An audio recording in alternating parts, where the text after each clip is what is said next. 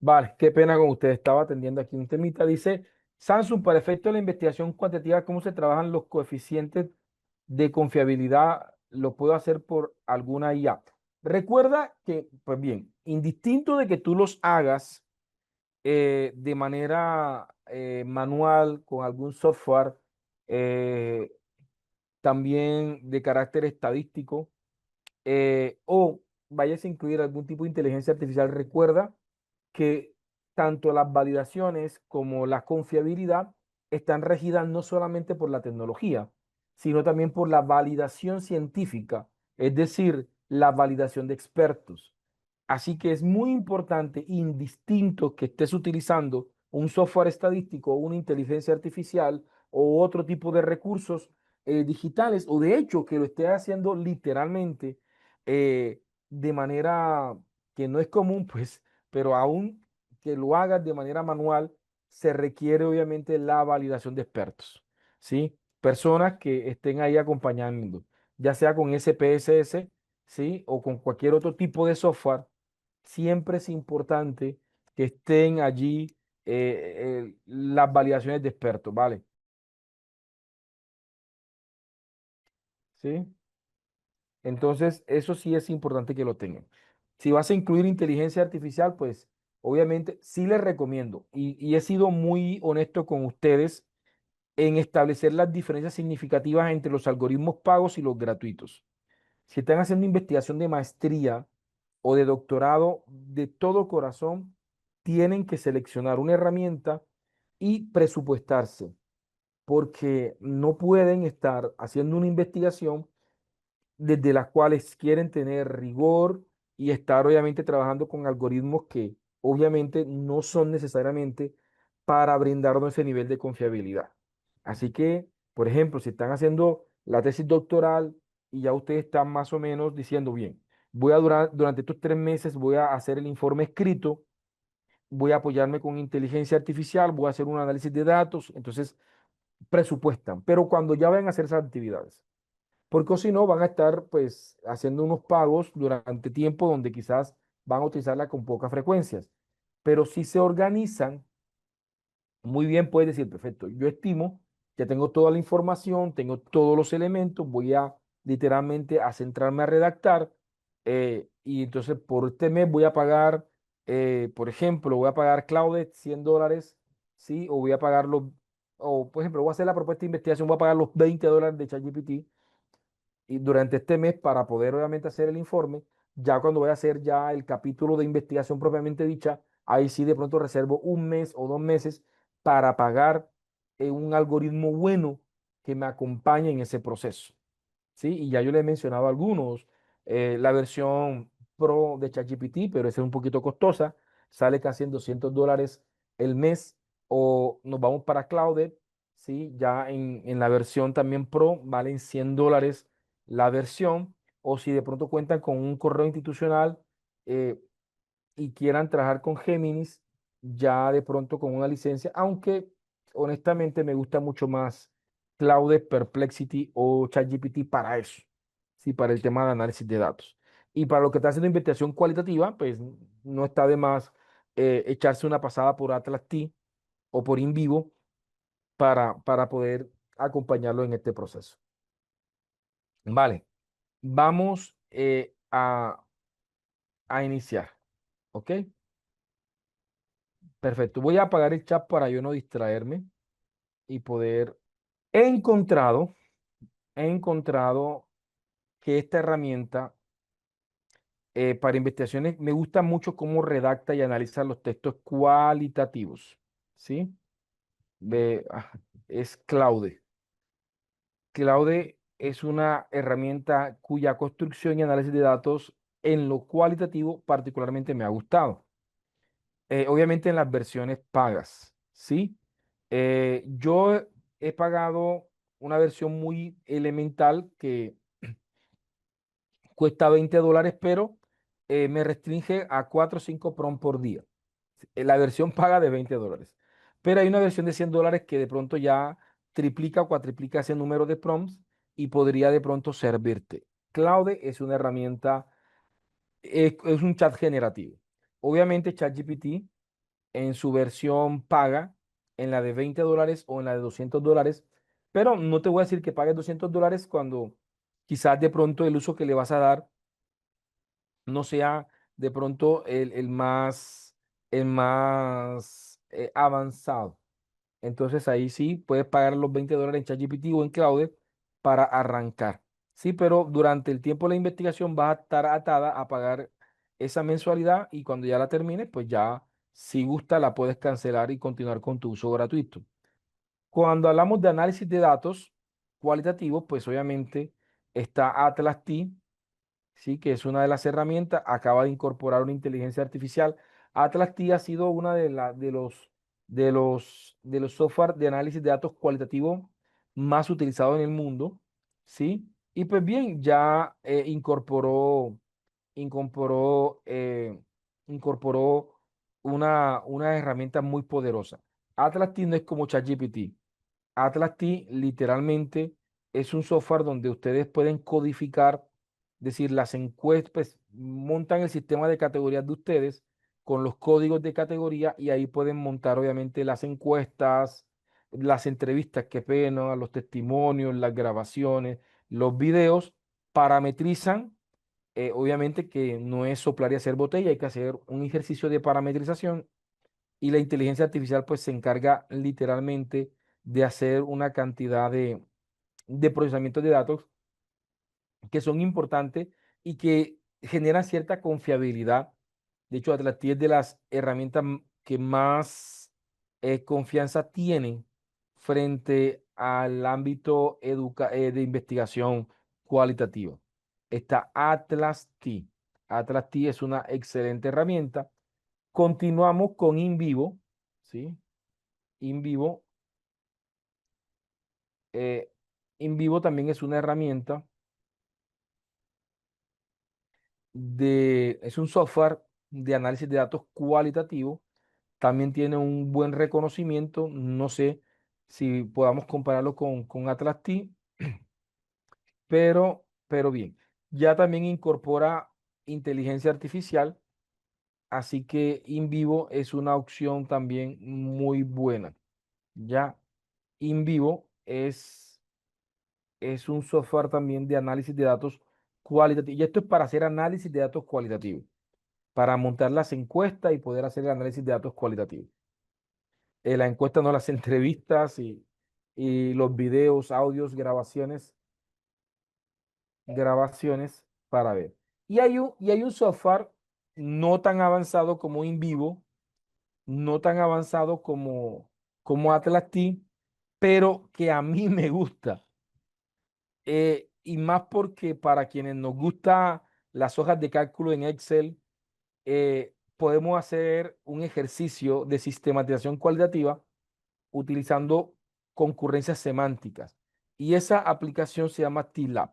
Yo la utilicé en el doctorado y me permitió generar, obviamente, unos análisis muy interesantes. ¿Ya? Estos tipos de gráficos que ustedes están viendo ya son los gráficos, como aparece aquí, vemos ejemplos de uso. Aparece aquí, vemos el tipo, podemos hacer realmente barras, análisis de datos. eh, estos son análisis de concurrencia, ¿sí? Y este tipo, mira, se montan, por ejemplo, las palabras clave, los códigos, cuántas veces aparecen, ¿sí? Y se hace ya un poquito más manual. Pero hay gente que le gusta esto y permite crear, obviamente, por ejemplo, en este caso, estamos creando un mapa de concurrencias semánticas, ¿sí? Entonces, esto nos genera unos nodos y podemos, obviamente, sistematizarlo.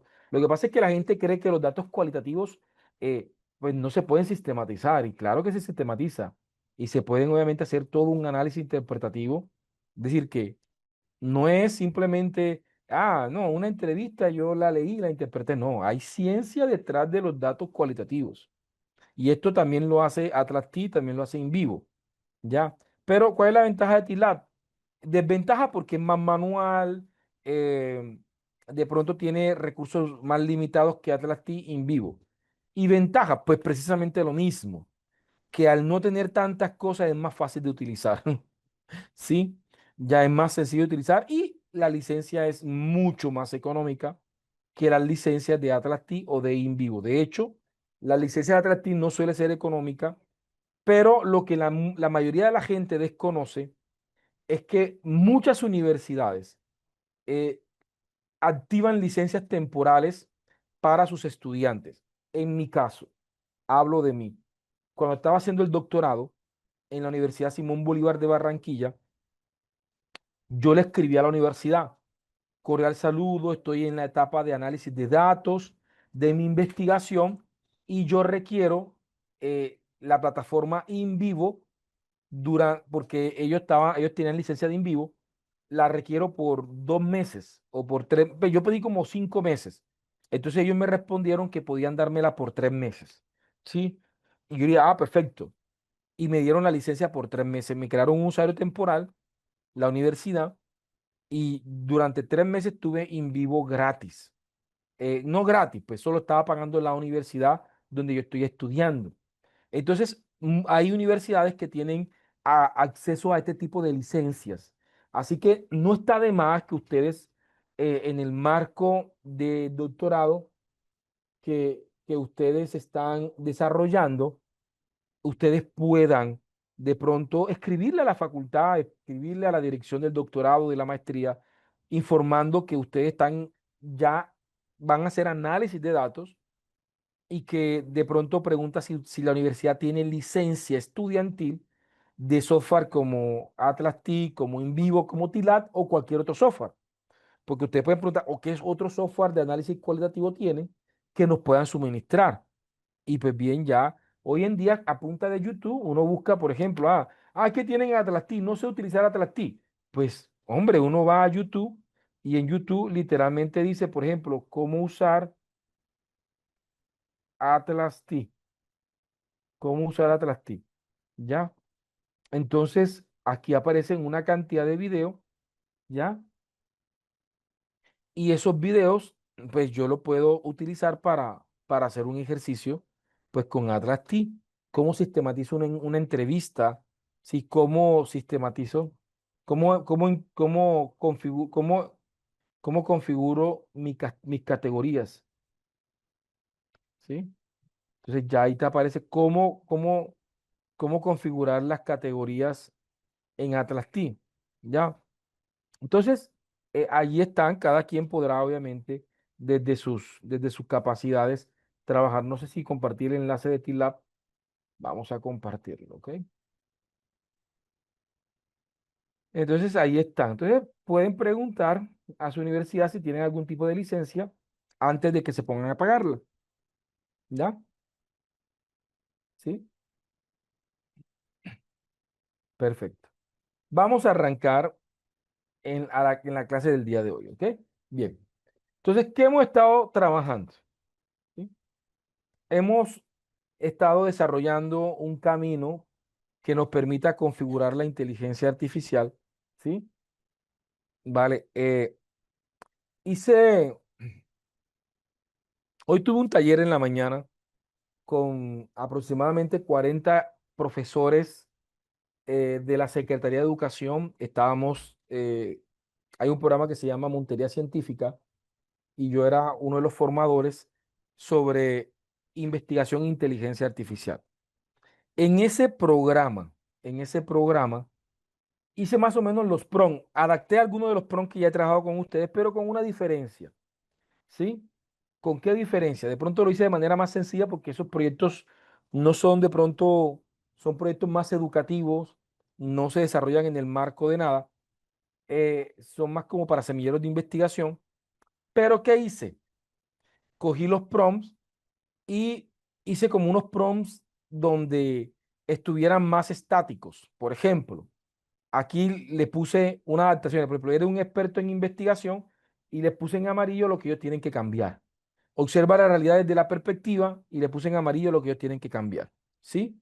Hay cosas que obviamente no aplicarían para ustedes, ¿cierto? Que aquí, que soy de tal área, el nombre del semillero, ya eso es algo muy del taller. Pero con estos prompts intenté como facilitarles un poquito la vida para que estos profesores que solamente por primera vez estaban viendo inteligencia artificial en investigación, les quedara un poquito más sencillo alimentar la inteligencia artificial. Fueron adaptaciones relativamente similares a las que estamos trabajando, pero literalmente se las puse muy fácil. Les puse en amarillo lo que tenía que cambiar, porque era un taller práctico y necesitaba hacer los talleres en vivos en menos de 4 horas. Así que desarrollamos una actividad muy interesante y pues más o menos trabajamos lo que hacíamos. Y esto, pues, no sé si se los pueda compartir a ustedes o mejor hago una adaptación para quienes de pronto se les ha dificultado adaptar los prompts, pues tengan unos prompts que literalmente se identifique dónde podría simplemente modificar o cambiar. Entonces, vamos a ver si de pronto hago una adaptación para lo que estamos haciendo con ustedes, con el objetivo que le quede algo muy similar para quienes de pronto se les dificulta hacer las adaptaciones, ya tengan un prompt un poquito más sencillo de modificar. Entonces, en este ejercicio que hemos trabajado, configuramos el prompt número 1, que era el prompt de la cosmovisión, de la triada investigativa, donde le enseñábamos o le mostrábamos a la inteligencia artificial cómo observar la realidad. Sistematizábamos las realidades de categorías o desde variables. Hacíamos unas matrices estadísticas o de estudios reflexivos en el caso de lo cualitativo, con el objetivo de que pudiéramos crear unos subapartados y entonces, solo entonces, poder crear nuestra descripción del problema. ¿Sí? Hasta aquí vamos. Lo hemos hecho dos versiones. Hemos hecho dos versiones. La primera versión fue de carácter cuantitativo y la segunda versión de carácter cualitativo. Hemos tenido dos chats, un chat cuantitativo y un chat cualitativo. Ahora, ¿qué vamos a hacer? Hecha ya la descripción, vamos a crear lo que algunas universidades le llaman como matriz de, yo le llamo matriz integradora del proceso investigativo o matriz integradora, pero he visto que en algunas universidades le llaman matriz de, ay, ahora se me olvida el nombre, matriz de, como de concurrencia, más o menos investigativa, pero no es concurrencia, es como de coherencia, no sé, pero pueden llamarle de diferentes formas. Es una matriz donde se establece la relación entre las fases, las preguntas, los objetivos, las actividades, los instrumentos, ¿sí? Y las técnicas y los instrumentos, tanto cuantitativas como cualitativas. Entonces, esto que ustedes están viendo aquí, vamos a desarrollarlo hoy. Para esto vamos a hacer un conjunto de prompts. Sí, lo primero que vamos a hacer es que para poder hacer la matriz integradora, lo primero que tenemos que reconocer son las fases de una investigación. Sí, las fases de una investigación. Y estas fases son coherentes con la triada. Sí, por ejemplo, vamos a establecer, por ejemplo, permítanme hacer un ejercicio bastante rápido. ¿Sí? Hablemos de lo cuantitativo por el momento. Este mapita que ustedes están viendo aquí del enfoque cuantitativo no es un mapa que reduzca o que digamos que aquí están todas las investigaciones de tipo cuantitativa. No. Este cuadrito fue tomado del maestro Hernández Sampieri y de sus colegas con los cuales ha ido redactando, sí, con los cuales ha ido redactando una secuencia de libros que han acompañado a muchos investigadores en Latinoamérica. Ahora, eh, vamos a ser completamente eh, críticos con respecto a nuestro gran, pues, para mí y mi admiración al maestro Hernández Sampieri, eh, pero vamos a ser un poquito críticos. Para mí, eh, el problema no es Sampieri, porque hay algunas instituciones que quizás de pronto algunos adoran a Sampieri, algunas universidades, otras universidades me he encontrado que por el contrario no son muy gustosas de Sampieri. Para mí, el problema no es tanto Sampieri, porque para mí Sampieri es un autor principalmente de revisión en términos de metodología de investigación. Creo que ha hecho un trabajo grandísimo de alfabetización investigativa. Creo que Latinoamérica entera definitivamente le debe unos aportes significativos en lo que es la alfabetización en investigación. Muchos investigadores han pasado por Sampieri. Y creo que el problema no es Sampieri como tal, creo que el desdén que se puede generar muchas veces sobre Sampieri no es por Sampieri, sino porque algunas personas, lastimosamente, solamente han leído a Sampieri y tienen una cosmovisión reducida de investigación desde las cosmovisiones de Sampieri. Así que, y de hecho, ni siquiera una cosmovisión amplia de Sampieri, porque quizás simplemente se han leído uno o dos libros. Yo conozco a alguien que evaluaba todos los proyectos considerando lo que él sabía de metodología de la investigación que había aprendido de la cuarta edición de Sampieri. Y eso obviamente genera una postura muy sesgada de un evaluador. Afirmativamente, este cuadrito que presento es un cuadrito retomado de uno de los libros, precisamente creo que de la cuarta edición de Metodología de la Investigación de Hernández Sampieri. ¿Por qué lo tomo? Uno, porque me parece muy educativo. Dos, me parece muy claro, pero reconozco que no puedo encerrar todo el diseño cuantitativo o todo el enfoque cuantitativo, reducirlo simplemente a esto. Podrán haber muchas otras investigaciones que de pronto no se incluyeron en las versiones de ese libro, como las investigaciones proyectivas, predictivas, y otro tipo de investigaciones que quizás de pronto han acompañado las investigaciones en las ciencias exactas o desde el positivismo o desde el neopositivismo. Entonces, pero, pero, ¿qué quiero decir? Al César lo que es de César, a Dios lo que es de Dios. Reconocemos precisamente los aportes de Sampieri, pero también reconocemos que la investigación es muy amplia y yo debo literalmente profundizar en las metodologías. ¿Sí? Por ejemplo, si voy a yo puedo citar en mi investigación cualitativa algunos libros de Sampieri como Metodología de la Investigación, sexta edición, tomar algunos aspectos de Sampieri, pero no quedarme con Sampieri. Lo puedo enriquecer, hagamos que una investigación sociocrítica, lo puedo enriquecer con Falsborda, que es un autor vernacular de la investigación acción participativa, que es un investigador inédito, es uno de los padres de la investigación acción participativa. Sí, estoy yendo a la raíz literalmente. Entonces cito a Sampieri, pero también debo citar a otros autores que fortalezcan esa cosmovisión investigativa.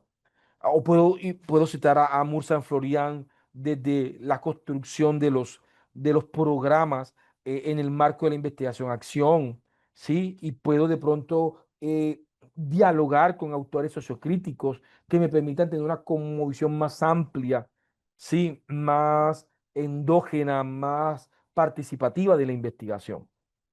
Entonces, quiero ser claro con lo que estoy diciendo. A nivel de investigación, seamos los más amplios. Y cuando vayamos a trabajar un método, al menos ubiquemos, casémonos con un autor predominante, pero busquemos autores complementarios. Para mí, Sampieri, a nivel de doctorado y de maestría, puede ser un excelente autor complementario que te fortalezca, sobre todo desde la parte operativa, desde la parte técnica del proyecto.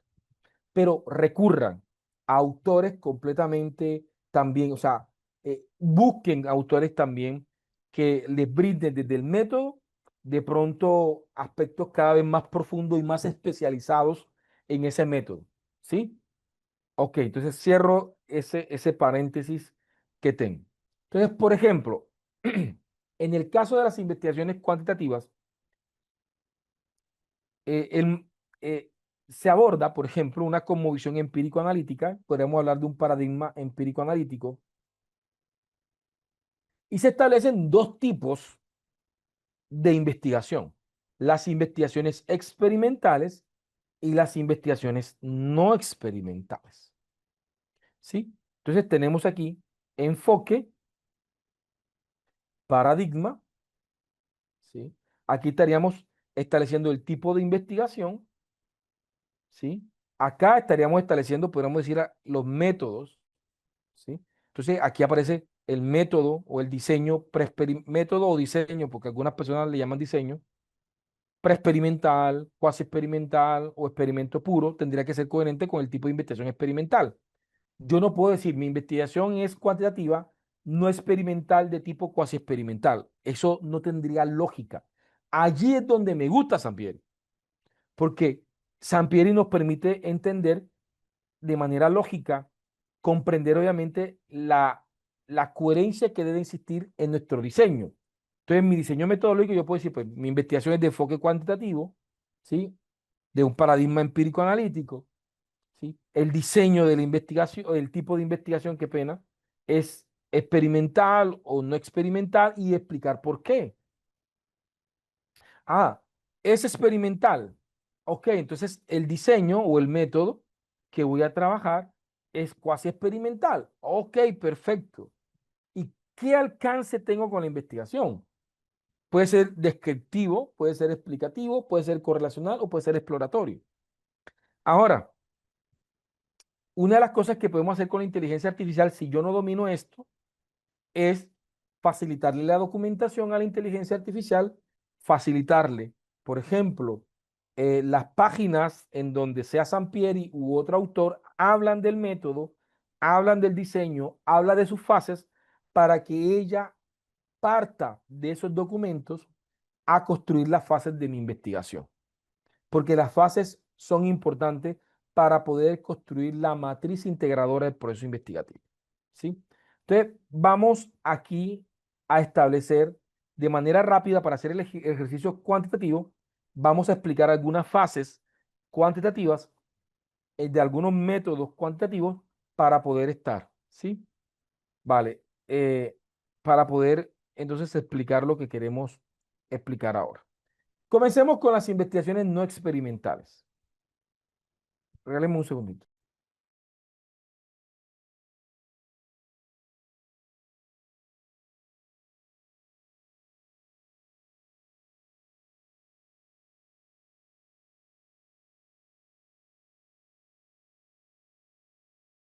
Vale,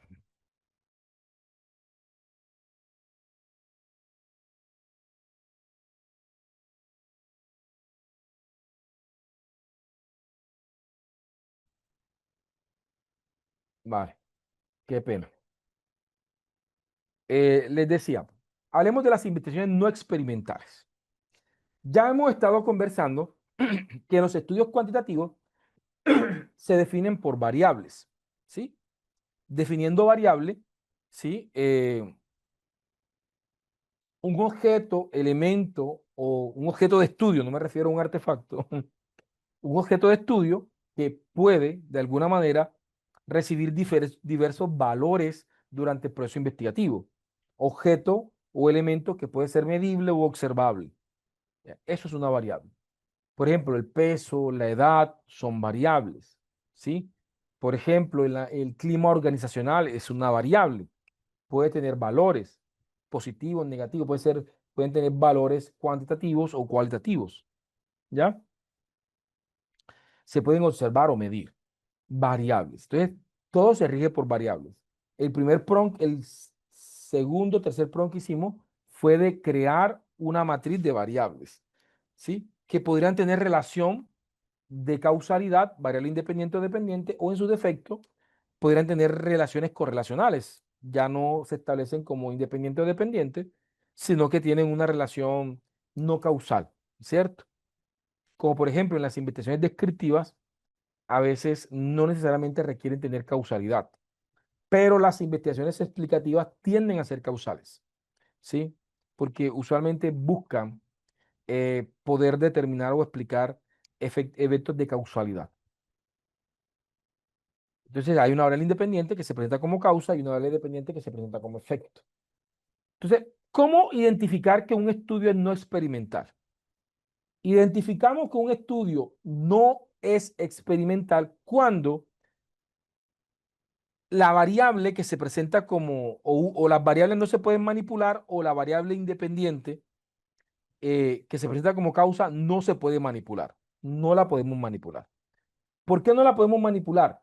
Sí, eh, ya sean por temas eh, cronológicos, porque cronológicamente ya pasó la variable independiente. Por ejemplo, si yo ahora voy a hacer un estudio post-COVID y una de mis variables es el COVID, ¿sí? Por ejemplo, voy a investigar las secuelas de las personas que estuvieron en cuidados intensivos por COVID, ¿sí? Entonces, y la variable independiente es el COVID, y la variable independiente vendría siendo las patologías o los estados eh, en los que quedaron las personas que estuvieron en UCI después de haber experimentado el COVID, después de haber sobrevivido a unos cuidados intensivos del COVID. Entonces, resulta que ya esa variable sucedió. Ya la persona vivió el COVID. Cronológicamente, el investigador no está manipulando el COVID, ¿sí me entienden? Ni está de alguna manera, ni él tuvo incidencia en el estado crítico en el que tuvo la muestra. Ya la variable independiente ocurrió en un momento determinado. Así que él aparece de manera expofacta. Por eso se dice que las investigaciones no experimentales son expofactas, porque el investigador llega después que ya la variable independiente o esa variable inicial ya se experimentó, se desarrolló. Así que como ya surgió de manera natural la variable independiente, no fue manipulada, entonces el investigador se centra en poder estudiar la variable dependiente en función de esa variable independiente. ¿Sí? Se dice que son investigaciones no experimentales. ¿Ya? Voy a poner otro ejemplo. Imagínense que yo quiero hacer una investigación y en mi investigación yo quiero estudiar el impacto que tiene el acceso carnal violento en el desarrollo de habilidades socioemocionales, ¿sí? De adolescentes, por ejemplo. ¿Ya? Resulta que obviamente la variable independiente que vendría siendo el acceso carnal violento, ¿sí? La violación sexual, es una variable que yo no puedo manipular. Yo no puedo hacer una investigación experimental buscando una muestra que de alguna manera yo pueda controlar la intensidad, la frecuencia en el que se manifiesta la variable independiente. No puedo manipular esa variable independiente. Entonces me toca hacer la investigación de tipo no experimental. ¿Cómo la hago de tipo no experimental? Me toca buscar, por ejemplo, una fundación que trabaje con personas, con adolescentes que han sido víctimas de acceso carnal violento. ¿Sí? Yo llego a esas fundaciones y de alguna manera presento el proyecto, adquiero los consentimientos informados y construyo un test para, uno, caracterizar la variable independiente, ¿sí? Para levantar los datos etnográficos, edad, acceso, estatus socioeconómico, ¿sí? Informaciones que yo considero que son importantes para poder comprender cómo se manifestó la variable independiente en esa población objeto de estudio desde el punto de vista estadístico. Sí, ya. Por ejemplo, la frecuencia, la relación entre el género y el acceso carnal violento, cuántos adolescentes masculinos fueron víctimas de acceso carnal violento, cuántas del género femenino fueron, cuántas personas que quizás de pronto pertenecen a algún movimiento como LGTB también fueron, o sea, se caracteriza para tener una comprensión de esa variable con respecto al contexto. Después de haber hecho esa caracterización, ¿sí? Entonces lo primero que hacemos es, hombre, caracterizar la variable independiente, ¿sí? Poderla sistematizar. Dos, ¿qué tenemos que hacer? Documentar precisamente todas las características asociadas a la variable dependiente, es decir, fundamentar teóricamente el ejercicio que vamos a desarrollar sobre la variable dependiente, que eso incluye la creación de instrumentos y la validación de esos instrumentos. Tercero, implementamos el instrumento, evaluamos la variable dependiente. Sería evaluar la variable dependiente con respecto a la variable independiente. ¿Sí? Y por último, hacemos el cuarto, sería de pronto hacer un análisis, ¿sí? Un análisis profundo con respecto, dependiendo del tipo de alcance, si hagamos que el alcance es de carácter correlacional, puede establecer las correlaciones que pueden existir entre el acceso carnal violento y el desarrollo de habilidades socioemocionales en los sujetos que fueron víctimas. O ahora, la fase 4 puede ser propositiva. ¿Qué propuestas pueden surgir a partir del análisis de esos datos? Entonces ya identificamos en el método las fases. Fase número 1, caracterización de la variable independiente. Fase número 2, fundamentación teórica e instrumental de la variable dependiente. Fase 3, vendría siendo obviamente el diagnóstico de la variable dependiente con respecto a la variable independiente. Y en la fase 4 vendría siendo el análisis o las proposiciones que puedan surgir dependiendo del alcance que se haya definido para el estudio. Cuando yo comprendo las fases, me queda fácil hacer el ejercicio que viene. Entonces, por ejemplo, ¿sí? Vamos aquí a explicar algunas cosas.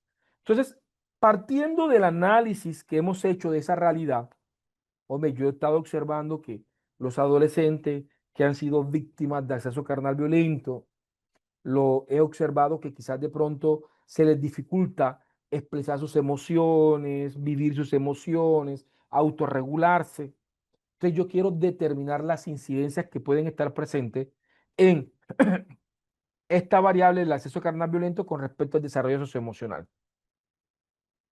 Y no sea que esas dificultades estén asociadas a otra variable y no al acceso carnal violento. Entonces, cuando yo tengo definido esto, comienzo a hacer, obviamente, mi estudio.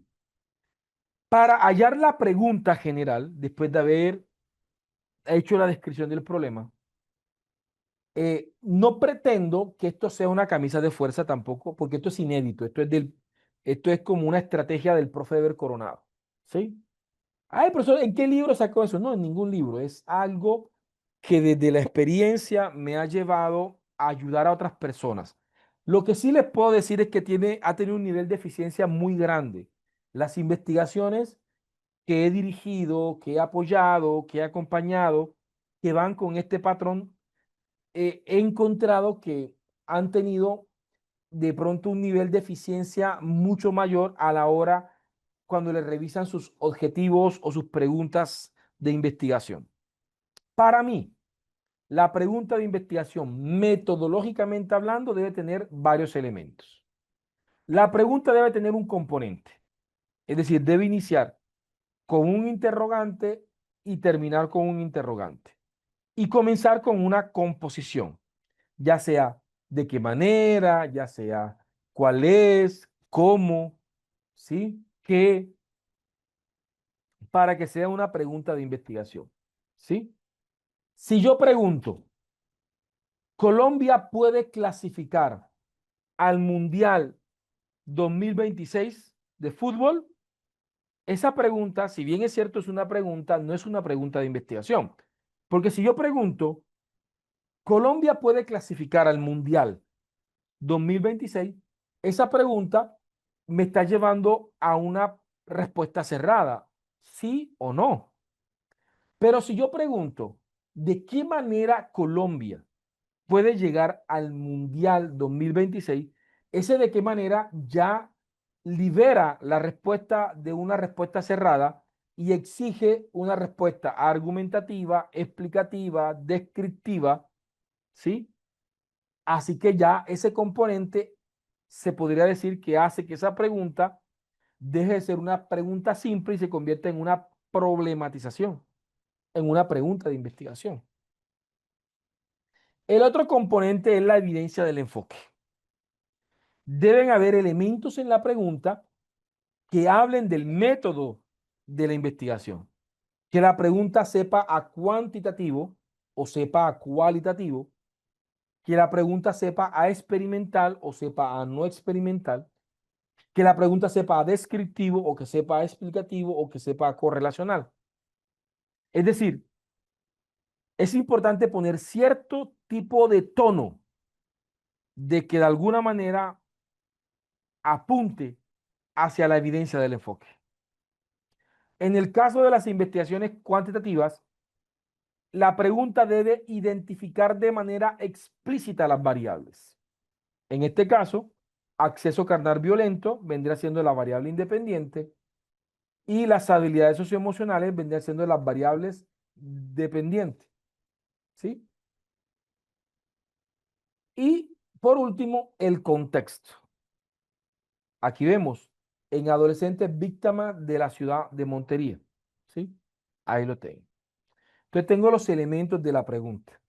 Entonces ya yo tengo, aquí tengo la variable que es acceso carnal violento y reconozco que es una variable no manipulable. Por esa razón, asumo que esta investigación es cuantitativa, no experimental. Y tengo como variable dependiente las habilidades socioemocionales. ¿Vale? Voy a preguntar aquí si este servidor se ha hecho entender. Me comentan si el profe del Coronado se ha hecho entender, ¿sí? ¿Vale? Dice Victoria que sí. Ok,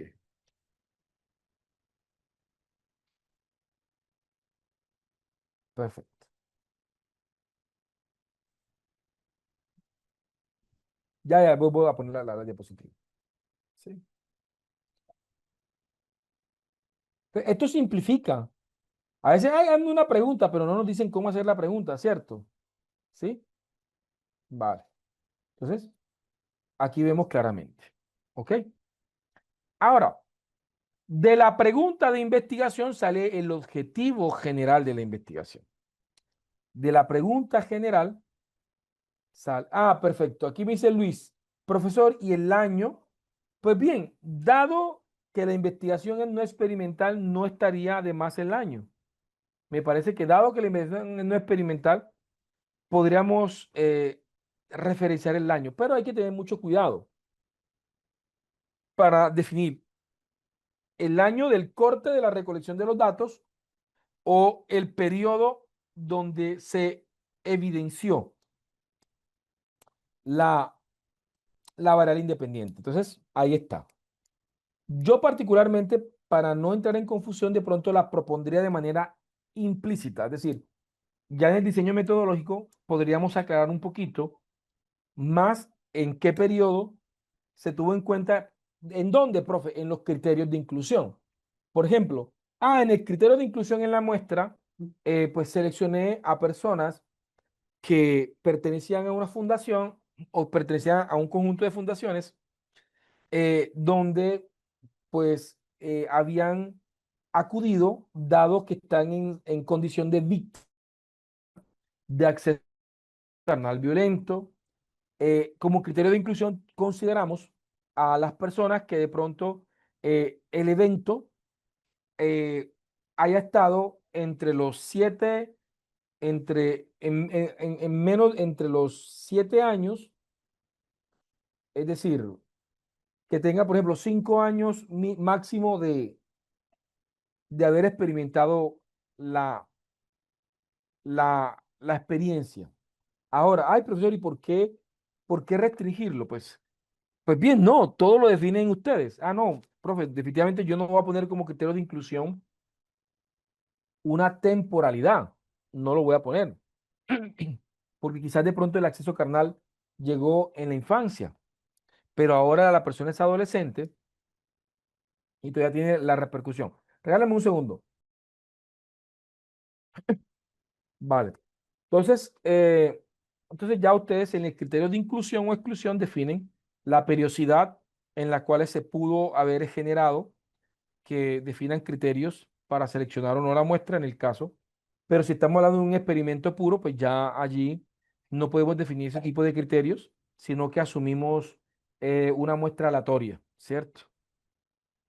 Para aumentar el nivel de confiabilidad de los datos. ¿Sí? Vale. Vamos acá. El objetivo general, ¿sí?, sale de la pregunta general. Entonces, ahora, ¿qué elementos debe tener el objetivo? El objetivo yo sugiero que tenga o que responda a 4 preguntas, ¿sí? El objetivo debe responder al qué de la investigación, al cómo de la investigación, al para qué de la investigación y al quiénes. Honestamente, quizás el orden de los factores no altera el producto, pero qué, cómo, para qué y a quiénes. Para mí el objetivo es como un carro, tiene 4 llantas. Si no le ponemos una de estas llantas, el carro va a andar pues mal. Así que el objetivo general lo planteamos desde esta óptica. Lo planeamos desde esta óptica. Entonces, vale. Lo que hice fue simplemente quitar la composición, poner un verbo en infinitivo, en este caso determinar, ¿sí? Y adaptar la pregunta a objetivo, ¿cierto? Entonces, ¿qué voy a hacer? ¿Cuál es el qué? El qué de mi investigación. Determinar la incidencia del acceso carnal violento en el desarrollo de habilidades socioemocionales. ¿Cómo lo voy a hacer? De manera descriptiva. Hagamos que esta investigación sea descriptiva. Determinar descriptivamente o determinar la correlación e incidencia o determinar, sí, o explicar la incidencia. Entonces, ahí está el cómo implícito. Determinar descriptivamente la incidencia del acceso carnal violento en el desarrollo de las habilidades socioemocionales. ¿Sí? ¿Para qué lo quiero hacer? Aquí está. Para el desarrollo de propuestas de intervención psicoformativas. ¿Sí? ¿En quiénes? En adolescentes víctimas de la ciudad de Montería. Entonces vemos que aquí la pregunta, ¿se puede mejorar? Claro que se puede mejorar. ¿Sí? Pero esta pregunta al menos cumple metodológicamente con los 4 elementos que nos permiten reconocerla como una pregunta metodológicamente. Hay aspectos que validar que este verbo, que el verbo que se utiliza, uno, sea de naturaleza cuantitativa, dos, que sea coherente con el estudio, ¿sí?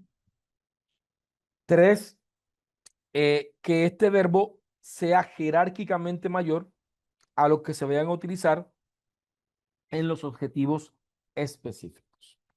Entonces vemos claramente cómo está objetivo general y objetivo específico. ¿Ok? No, pregunta general y objetivo general. Qué pena con ustedes. Ahora, pasemos. ¿Sí? Ya tengo la pregunta general. ¿Vale? Y ya tengo el objetivo general. Ahora resulta que ya yo identifiqué las fases. ¿Se acuerdan? Decíamos que la fase número 1 es de caracterización, que la fase número 2 es de fundamentación, que la fase número 3 vendría siendo de implementación, que la fase número 4 sería de análisis, y aquí tengo una fase número 5 que es propositiva.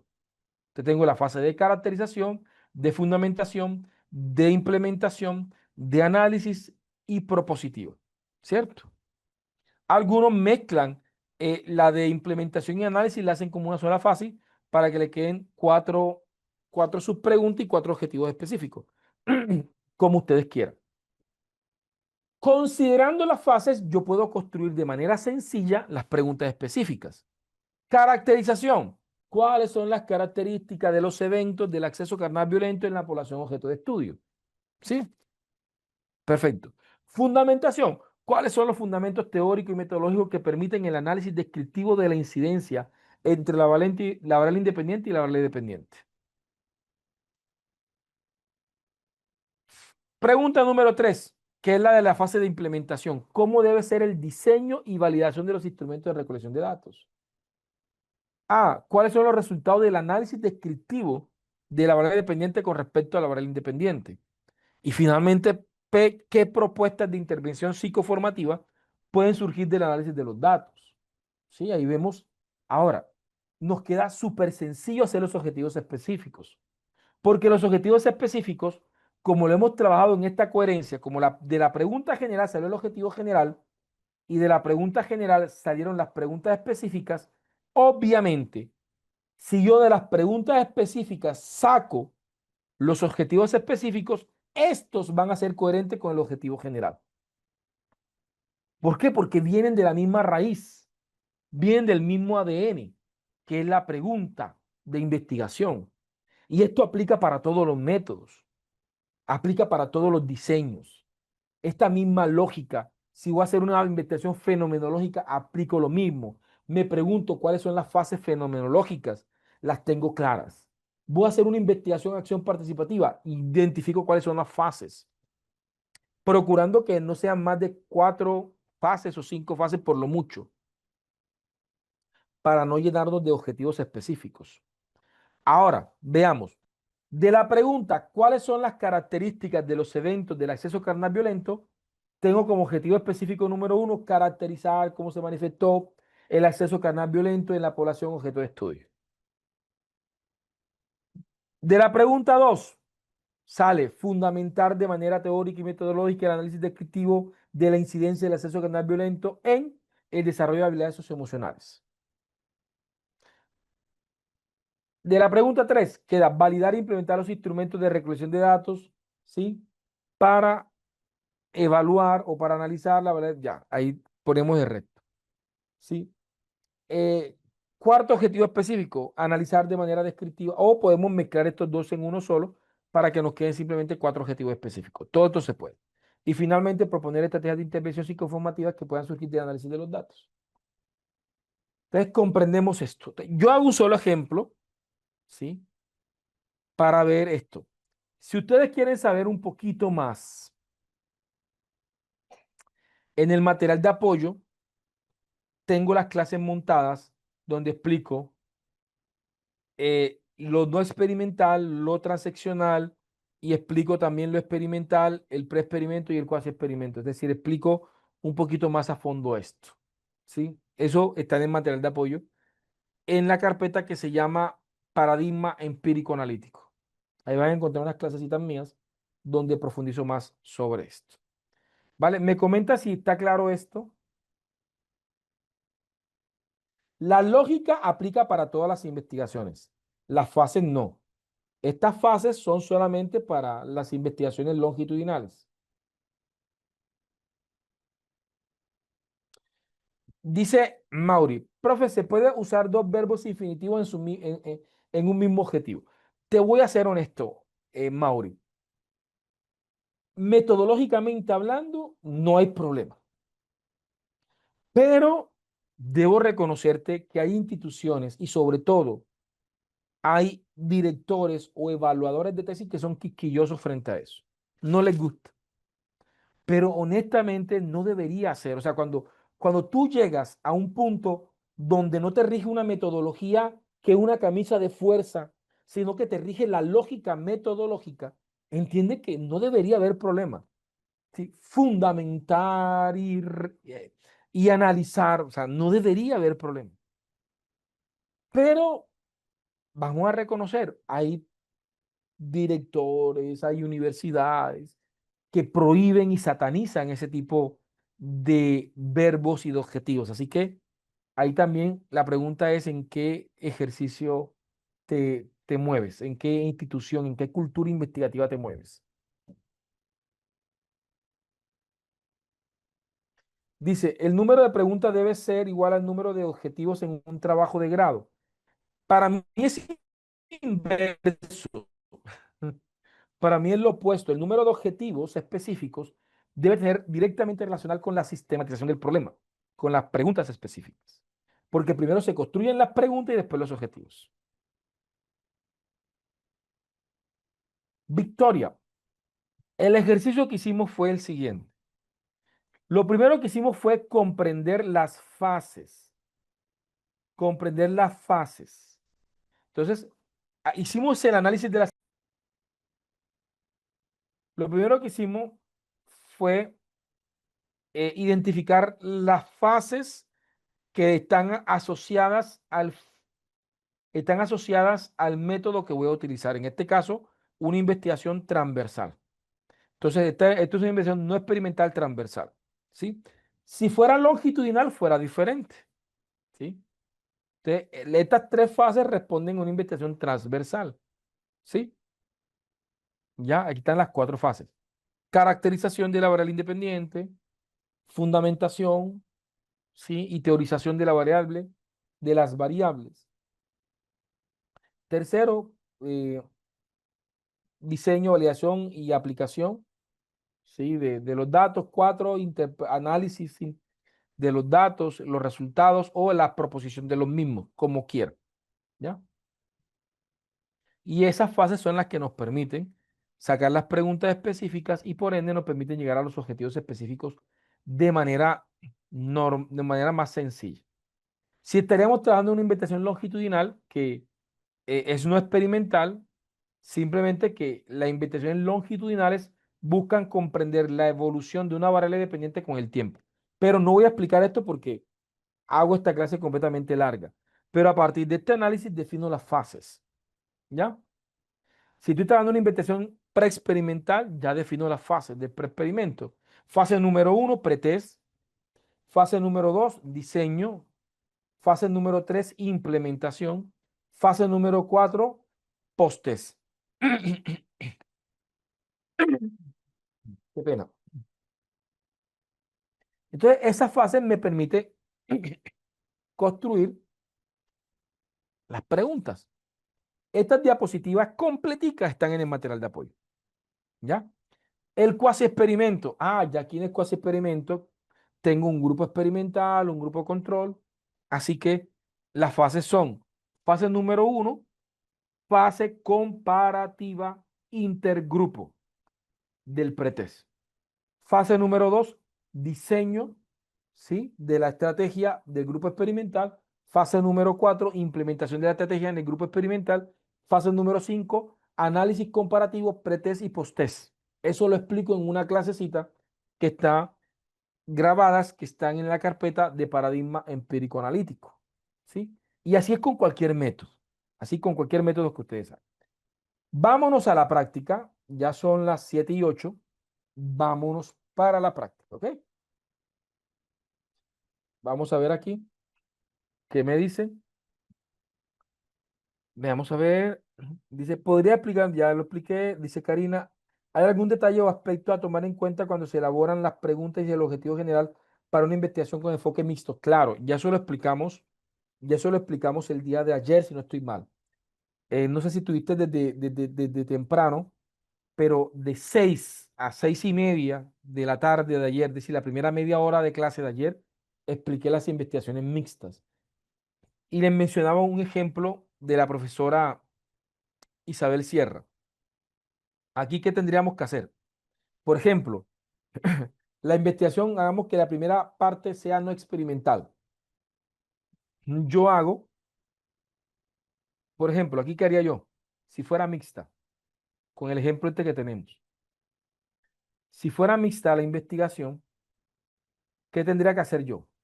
Literalmente, estas cuatro preguntas que son no experimentales las convertiría en tres preguntas. Es decir, integraría algunas fases para que me queden tres fases y sacaría tres objetivos específicos no experimentales. Y haría una pregunta general cualitativa o una pregunta específica cualitativa, ¿sí? Y le sacaría un objetivo específico cualitativo. De tal manera que quedarían tres fases cuantitativas que respondan al método cuantitativo con tres objetivos cuantitativos y sacaría un objetivo cualitativo, una pregunta cualitativa con un objetivo cualitativo, considerando que la investigación sea de predominancia cuantitativa.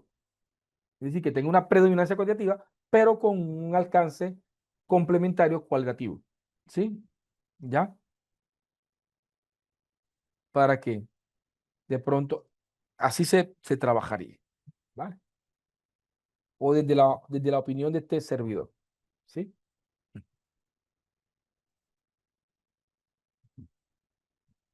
Dice Evis, sí, pero al tener las preguntas, el número de estas deben dar origen al mismo número de preguntas específicas, de objetivos específicos, me imagino.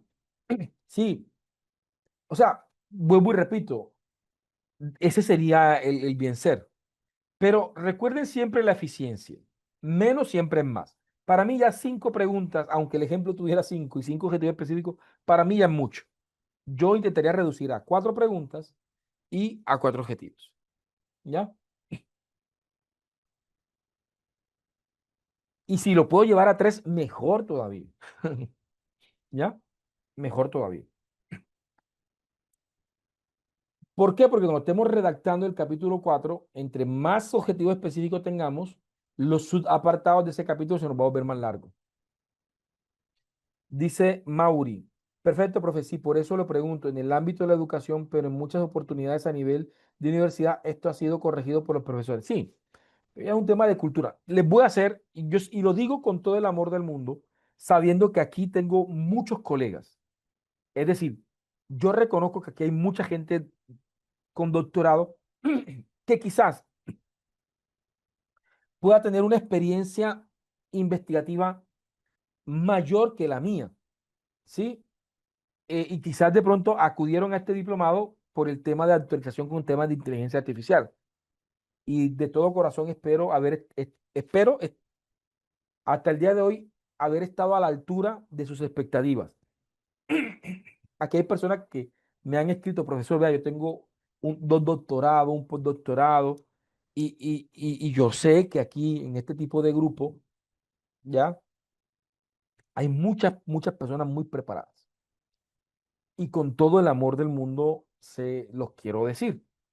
Y es que muchas veces asumimos un diseño metodológico muy instruccionista, con unas camisas de fuerza que, que no necesariamente responden a una epistemología del método. ¿Ya? Epistemológicamente hablando y en el diseño, nadie nos está diciendo que no se puedan tener dos objetivos. Mire, nadie me prohíbe a mí que en una pregunta de investigación yo trabaje dos preguntas en uno, ¿sí?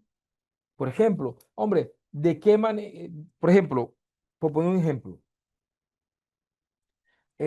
cuál es la incidencia del acceso carnal violento en las habilidades socioemocionales de los adolescentes de la ciudad de Montería y son sus percepciones e imaginarios al respecto?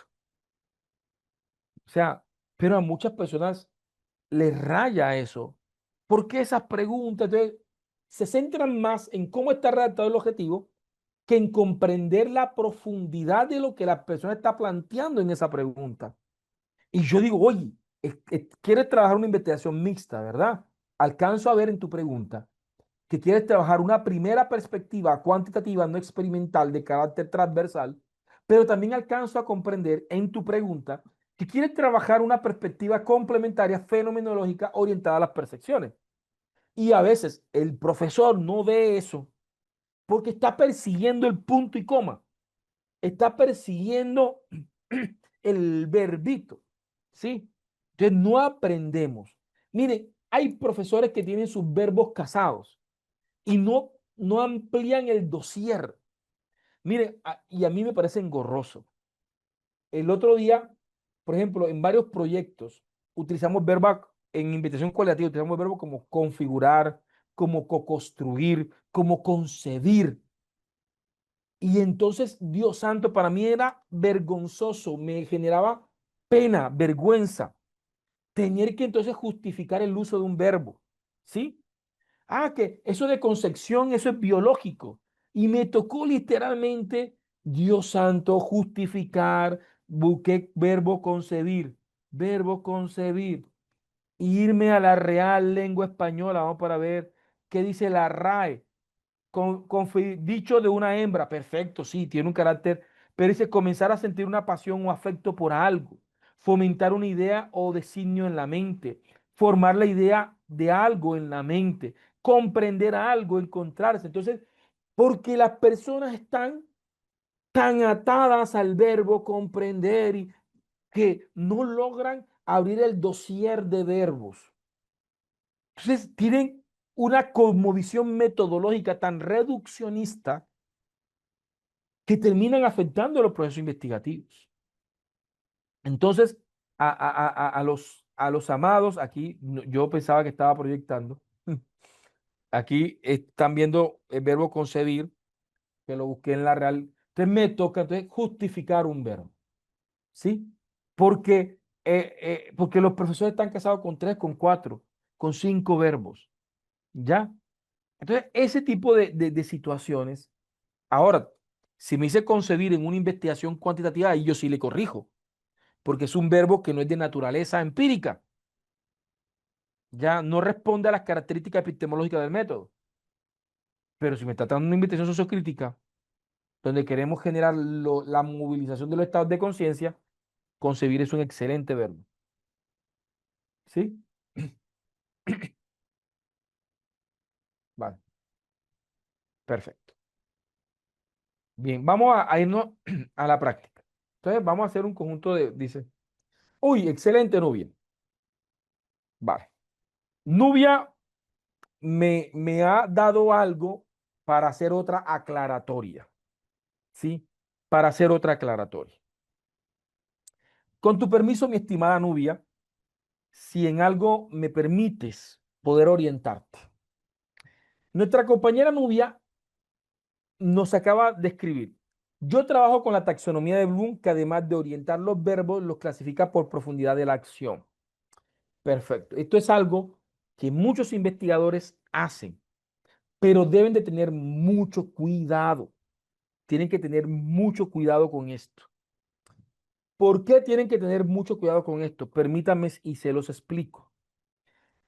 Una taxonomía es la manera en cómo se clasifica algo. ¿Sí? Sí. Y permítanme explicarles esto. La taxonomía de Bloom es una taxonomía que rige los niveles de aprendizaje. Es una taxonomía que no fue pensada para el diseño metodológico. Obviamente, ha sido una de las taxonomías más estudiadas en ciencias de la educación para el ámbito educativo. Y Bloom trabaja 6 niveles: memoria, comprensión, aplicación, análisis, evaluación y creación. En algunas actualizaciones se invierten los niveles, ¿sí? Como también está la taxonomía de Marzano, como también está la taxonomía de Bloom. Resulta que hay mucha literatura que nos presenta una cantidad de verbos que han sido clasificados por la taxonomía de Bloom. Pero permítanme hacerle una aclaración, y sobre todo si son profesores de metodología de la investigación. Y es que no confundan, como decimos acá en Colombia, el caldo con las tajadas. ¿Sí? A César lo que es de César y a Dios lo que es de Dios. La taxonomía de Bloom es una taxonomía educativa de aprendizaje. Pero si habemos las fases, porque es un andamiaje, la primera fase sería de memoria, la segunda fase sería de comprensión, la tercera fase sería de aplicación, la tercera fase sería de análisis, la quinta fase sería de evaluación y la séptima fase sería de creación. Pero no todos los diseños metodológicos trabajan en esas fases. ¿Sí me hago entender? Ustedes pueden ir a la taxonomía de Bloom y ver pues no, eso no es la taxonomía de Bloom. Pueden ir a libros que desde la taxonomía de Bloom tengan un dossier de verbos para que busquen entre sus verbos y los acomoden a las fases de su método. Pero y eso lo hacemos de manera muy inconsciente, porque lo que hacemos es ir a la taxonomía de Bloom para extraer los verbos de allí. Y eso está bien. Pero cuídense mucho de que si van a utilizar la inteligencia artificial, no la confundan con la taxonomía. Porque si yo le digo, mira, ten en cuenta la taxonomía de Bloom, resulta que él no va a hacer lo que nosotros hacemos, que vamos a la taxonomía de Bloom y sacamos verbos. Tú le dijiste que tuvieses en cuenta la taxonomía de Bloom. Y la taxonomía de Bloom en sí son fases que no necesariamente son lógicas. Por ejemplo, voy a poner un ejemplo claro. Voy a hacer una investigación fenomenológica, cuyo objetivo es la comprensión de percepciones e imaginarios sociales. Resulta que Bloom clasifica el nivel de comprensión como pensamiento inferior, ¿sí? Y resulta que es el objetivo más grande de mi investigación, el nivel de comprensión. Entonces entendemos que la taxonomía de Bloom no responde al diseño fenomenológico. Entonces, ¿qué les invito? Y vamos a hacerlo en este prompt que vamos a desarrollar. Vamos a crear nuestra propia taxonomía. Una taxonomía que responda de manera directa al diseño metodológico que estamos trabajando. ¿Sí? Para que no se nos genere. Lo que pasa es que muchos profesores nos suministraban la taxonomía de Bloom porque hay muchos documentos donde encontramos centenas de verbos. Pero honestamente lo que uno hace es ver los verbos y clasificarlos según las fases de mi investigación. Y cuando yo cojo un verbo, aunque venga de un documento de Bloom, y lo reclasifico según mi diseño metodológico, ya no estoy trabajando con la taxonomía de Bloom. Saqué el verbo de esa taxonomía y lo puse en mi propia taxonomía, en una taxonomía que responde al diseño metodológico que yo estoy trabajando. ¿Vale? Muchas gracias por hacer ese aporte porque me dio Gabela de poder hacer esta aclaración, ¿cierto? La corporación tiene la manito levantada. ¿Me cuentas, porfa, si van a decir algo? Hola, no sé si está Dani, no sé si está, tienen manito levantada. Hola, hola, hola. Dani, Lina, no sé si, como que no está. Vamos a hacer nuestro primer ejercicio. Voy a apagar el chat para que hagamos, precisamente en nuestro primer ejercicio, vamos a crear nuestro propio prompt. ¿Ok? Veamos a ver. Vamos aquí, digamos,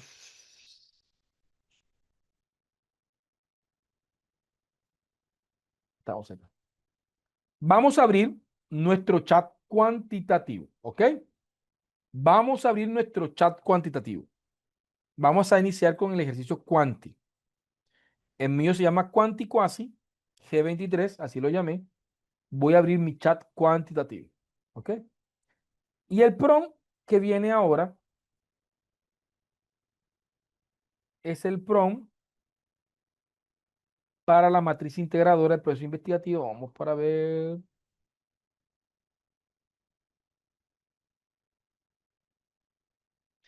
Este prompt. ¿Sí? Le digo, considerando que la investigación es, aquí pueden poner el método que ustedes quieran, bueno, en este caso cuantitativa, empírico-analítica, cuasi experimental de alcance correlacional, y considerando los aportes de Sampieri, ¿sí? Construye una matriz de las fases de investigación de mi estudio, considerando los siguientes elementos: fases, definición de la fase, características metodológicas de la fase. Miren, taxonomía de verbos. Aquí no voy a poner Bloom. Cuidado con poner Bloom, porque si me ponen Bloom aquí, la inteligencia artificial va a asumir como fase el andamiaje de Bloom. Yo le digo características metodológicas de la fase. Ya yo definí unas fases. Me interesa que esta taxonomía de verbos venga de esas fases. ¿Sí? Taxonomía de verbos asociada a las fases.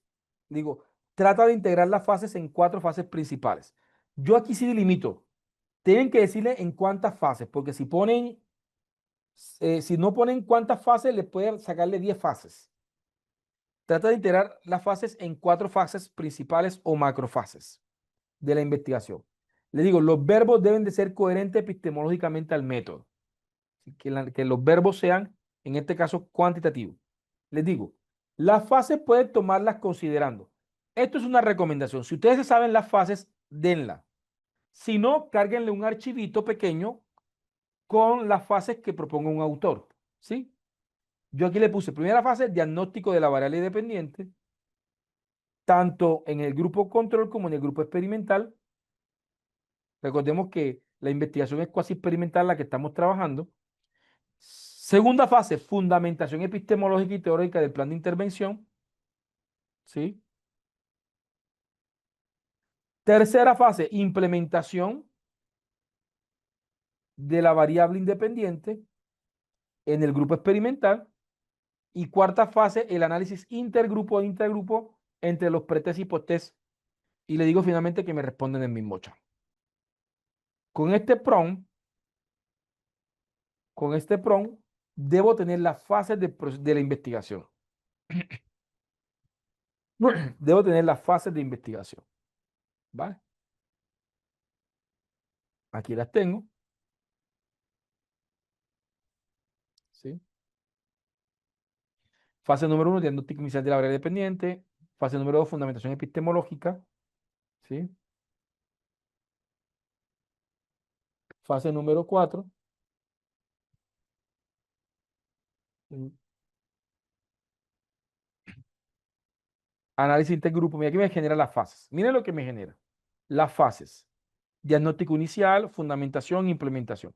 Definición de la fase consiste en medir de manera objetiva mediante instrumentos estandarizados los niveles iniciales de la variable dependiente, tanto en el grupo control como en el grupo experimental. Mira que lo comprende excelente. Características metodológicas, aplicación de pruebas diagnósticas, uso de cuestionarios validados, recolección de datos cuantitativos, va. Y aquí está taxonomía de verbos. Miren, me identifica un conjunto de verbos. Medir, aplicar, diagnosticar, registrar, cuantificar, calcular, comparar. Así que coherente a esta fase, tengo unos verbos que responden a la naturaleza de esa clasificación, de esa fase. Sí me hago entender porque resulta que la fase número uno aquí no es de comprensión, es de diagnóstico. ¿Sí? ¿Vale? Entonces vemos claramente por qué ya vamos a utilizar nuestras propias taxonomías de verbos. Ah, que yo puedo seguir utilizando los PDFs de Bloom, claro, pero buscando los verbos que aparecen allí y reclasificándolos a su propia taxonomía que termina siendo las fases del diseño metodológico con el que ustedes van a trabajar. Así de sencillo. Hecho este primer prompt de las fases, vamos a hacer la práctica y después hacemos la práctica de la matriz integradora. ¿Ok? Y después hacemos la fase de la matriz integradora. Para tomarnos 10 minuticos aquí. Voy a llevar esto a nuestro chat. Vamos a ponerlo, ventana, Quasi G23. Estamos en el PRON, ¿qué? PRON 6.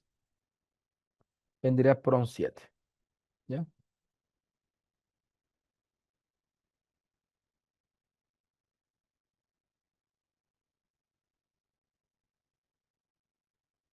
Vamos a, les voy a mandarle aquí. Se lo voy a mandar por el archivo, pero para también hacérselo más facilito, se lo voy a mandar también por aquí, por el chat. ¿Ok? Sí. Para que ustedes lo puedan tener. ¿Ok? Vale, ahí lo tienen. Ahí tienen el PROM, pero también les voy a mandar el archivo.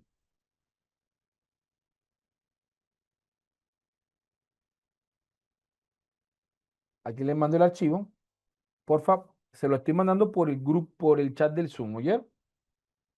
Recuerde que tienen que ubicarse el PROM 7, que es el que estamos desarrollando ahora. ¿Sí?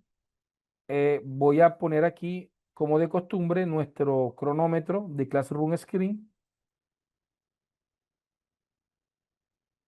para, me va a tocar ponerlo otra vez.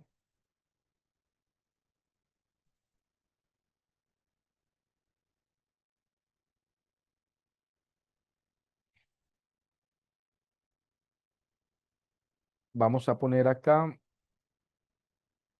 veamos.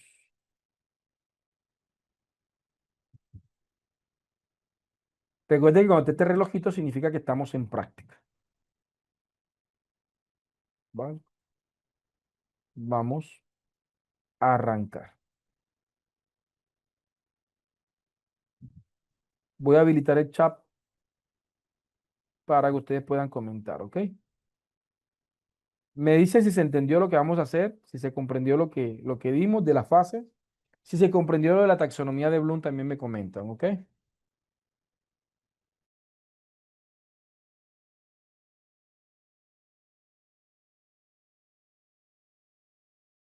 Comentarios me han dicho, dice que vale, sí. Luis habla, se pregunta, que le sigue con la manito levantada. Dice Javier, profe, la conozco como matriz de consistencia. Vale. Sí, la matriz de consistencia establece la relación entre los objetivos. Sí, la matriz integradora es un poquito más amplia, tiene columnas adicionales. No solamente establece la relación, sino también con diferentes tipos de instrumentos. Dice por acá, me dice también, cuando tienen los ítems para la creación de instrumentos, se le llama matriz de operación de las variables. Bien, nosotros vamos a hacer aquí matriz de operación de las variables, pero estas no tienen el objetivo ni las preguntas. Van directamente con las variables, definición teórica de las variables, eh, por ejemplo, tipo de variables, y ahí sí vienen también obviamente las técnicas y los instrumentos. Vale, vale, vamos a continuar. Vamos a hacer ahora nuestro segundo, el siguiente prompt. El siguiente prompt ya es de la matriz integradora. Esta que acabamos de hacer simplemente es la fase. Hicimos la fase para poder hacer la matriz integradora. No hemos hecho todavía la matriz integradora. La matriz integradora la necesita la fase para poder crearse. Entonces, este es la matriz de consistencia o la matriz integradora, como quieran llamarle. Le digo, considerando la matriz de fases de la investigación, la tarea investigativa y las variables, le digo, construye un conjunto de matrices, porque son varias, que presente la integración de proceso investigativo o macromatriz integradora de proceso investigativo. La primera matriz debe tener el título de la investigación, la pregunta general, el objetivo general. Aquí comienzo a explicar. ¿Sí? El título de la investigación debe estar compuesto por las variables independientes, las variables dependientes y el contexto. Le pido que sea lo más concreto posible. La pregunta general debe tener una composición de preguntas, lo que yo les enseñé hoy, debe tener un tono coherente a la tarea investigativa, debe presentar las variables independientes, la variable independiente y el contexto. Evita de poner el método explícitamente porque no es bueno que lo tenga. Que no diga eh, cuál es la incidencia, del acceso carnal violento al desarrollo de habilidades socioemocionales a través de un estudio no experimental. Eso no se ve bien. Objetivo general. Debe ser coherente a la pregunta general, debe salir de la pregunta y de manera implícita debe responder al qué, cómo, el cómo no metodológico, sino asociado a las variables, para qué y el a quiénes. El objetivo general debe tener un verbo infinitivo de jerarquía mayor, miren, de jerarquía mayor a los verbos que se utilicen en los objetivos específicos. No puede repetir verbos. Esto es importante aclarárselo a la inteligencia artificial. Le digo, maneja una redacción eficiente de tal forma que el objetivo no te quede tan extenso. Dos, la matriz, la segunda matriz debe tener, uno, el enfoque, el paradigma, el tipo de investigación y el alcance investigativo. Tres, la tercera matriz debe tener fases, tomarlas de la matriz de las fases, pregunta específica, sale de la fase, el objetivo específico sale de la pregunta, actividades científicas salen del objetivo. Calma, consumita. Sí. Actividades científicas, técnica de recolección de datos que sale de las actividades científicas, instrumentos que salen de las técnicas. ¿Ya? Le digo, utiliza los verbos presentados en la taxonomía según las fases. No repitas verbos, responder en el mismo chat. ¿Vale? Este proncito es un pron que he hecho con mucho cariño para ustedes, en donde, vamos, vamos a una práctica rápido acá. ¿Sí? Vamos a ver, vamos a poner aquí nuestro pro. Me están haciendo reír acá, no es culpa de ustedes. ¿Vale? Vamos a poner nuestro prompt, vamos a ver. ¿Ok? Bien. Entonces miren cómo queda la matriz integradora. Entonces miren, título de la investigación, la inteligencia financiera y la administración de las finanzas personales en estudiantes de la Universidad de Córdoba. Miren, la parametricé con el conocimiento que tengo y miren lo que generó. Pregunta general, ¿cómo la inteligencia financiera incide en la administración de las finanzas personales de los estudiantes de la Universidad de Córdoba y cuáles son sus implicaciones en la permanencia universitaria. Miren que aquí trabaja dos preguntas. A algunas universidades no les gusta. Honestamente, metodológicamente no tendría problema. Sin embargo, pues, y si en la universidad les molestan, pues quitan esta segunda parte. ¿Ya? Porque aquí está trabajando tres variables. Aquí me reconoció inteligencia financiera, finanzas personales y permanencia universitaria. Sí. Objetivo general, determinar la incidencia, mire que usó el verbo determinar, que es muy bueno, la inteligencia de la inteligencia financiera en la administración de las finanzas personales dentro del universitario con el fin de fortalecer su permanencia académica. Veamos, enfoques, cuantitativo, paradigma empírico-analítico, tipo de investigación cuasi experimental, alcance correlacional. Tengo definido mi método completamente. ¿Ya? Coherente completamente. Matriz 3, diagnóstico inicial, fase diagnóstico inicial. Pregunta, ¿cuál es el nivel de administración de las finanzas personales en los estudiantes de los grupos control y experimental? Perfecto. Objetivo específico, medir los niveles iniciales de administración de las finanzas personales en ambos grupos. Actividades científicas, aplicación de pretest, técnicas de recolección de datos, encuestas diagnósticas, instrumentos, etcétera. ¿Sí? Vamos a ver.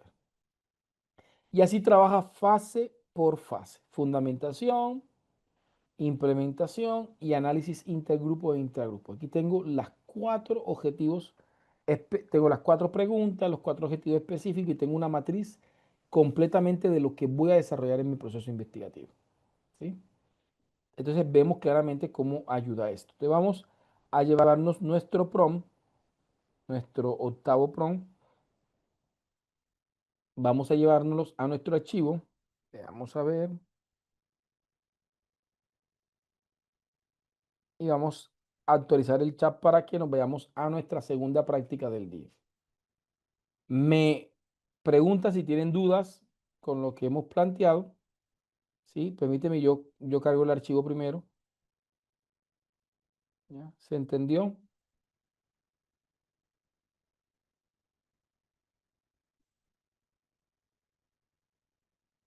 Sí. Tal cual como te lo responde Valentina, en este tipo de casos, la técnica es, como su nombre lo indica, la plataforma de conocimiento desde donde se recogen los datos, mientras que el instrumento ya es esa técnica convertida en un aparato de recolección de datos. Por ejemplo, tal cual como te lo explica Valentina, la técnica vendría siendo la encuesta y el cuestionario de la encuesta vendría siendo el instrumento. Dice, ya sí, con el uso de Perplexity los ejercicios cuantitativos han sido completos. Ah, me alegra muchísimo, porque no estamos atados con ChatGPT. Vale, perfecto. ¿Sí? Entonces vamos a hacer el mismo prompt, pero ya para un proyecto cualitativo. Entonces vamos a hacer una pausita, vamos a hacer una pausa para hacer el ejercicio cualitativo, ¿vale?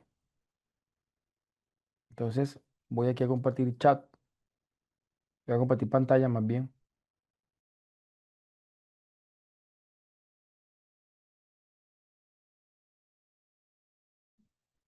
Y vamos ahora a abrir el prompt que tengo eh, cualitativo. Entonces lo primero que vamos a hacer es irnos a ChatGPT y abrimos nuestro chat cualitativo. Ya salimos del chat quanti y entramos al chat cualitativo. En mi caso es el chat Quali IAPG 23. Así lo llamé porque es una investigación acción participativa. ¿Ya? Y vamos a hacer el prompt 6, 7 y 8. ¿Sí? Vamos a ver, aquí tengo, voy a poner matriz de subapartado de descripción del problema, matriz de fase de la taxonomía de verbos. Es muy similar, creo que es casi lo mismo. Considerando que la investigación es cualitativa, sociocrítica, investigación, acción participativa de alcance emancipatorio y considerando los aportes de Fassborda, ¿sí?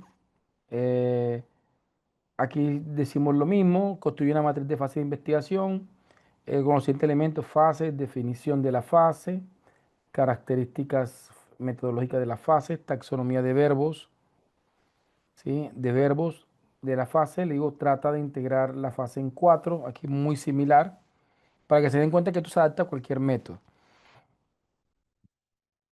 Pero hay momentos en los que tenemos que obviamente cambiar algunas cosas. Las fases puedes tomarlas considerando, esta es la fase que yo le entrego de la investigación acción participativa, ¿sí? La primera fase es de comprensión e interpretación fenomenológica de la realidad sociocrítica asociada al problema. La primera, la primera fase de una investigación-acción siempre es fenomenológica, es interpretativa. La fase número dos es fundamentación epistemológica y teórica asociada a las categorías de transformación social.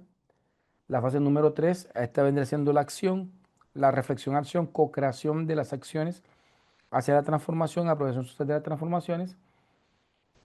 Y por último, la apropiación social de las transformaciones. Entonces tengo cuatro fases. Esta es la primera fase, para ser más claro. Segunda fase, tercera fase y cuarta fase. ¿Ya? Vamos a probarlo en nuestro chat. Vamos a probarlo en nuestro chat. Sí, aquí lo tengo la adaptación. Las invitaciones cualitativas tienden a ser espirales. ¿Sí? Vamos a ver, aquí me está generando. Entonces, primera fase, comprensión fenomenológica de la realidad. Y miren la taxonomía: reconocer, interpretar, escuchar, indagar, comprender, caracterizar, problematizar, dialogar, describir. Hay unos verbos que yo rechazaría.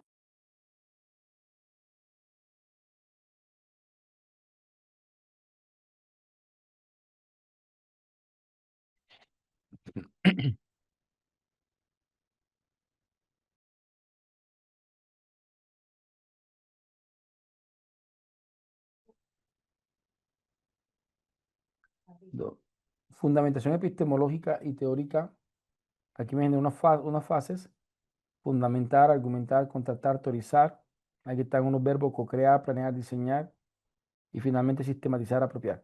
Aquí yo le pediría que tuviera cuidado porque hay unos verbos que no me gustan. Por ejemplo, de acá, em, pues, por ejemplo, este contrastar no me gusta eh, no me gusta en la naturaleza no me gusta. Veamos para ver, implementar no me gusta acá, por la naturaleza epistemológica. Si no, no es que no se puedan, sino que hay otras opciones que pueden ser mejores. Tengo aquí la fase, aquí tengo la matriz de fases, ¿cierto? Ahora, con la matriz de fases ya puedo hacer la matriz integradora del proceso investigativo. Y aquí igualmente se considerando la matriz de la fase de investigación, la teoría investigativa constituye un conjunto de matrices muy similar a lo que hicimos ahorita rato. Casi igual, ¿sí? Aquí la tenemos. Vamos a copiar, vamos a copiar aquí y nos vamos directamente hacia nuestro prompt de IAP G23,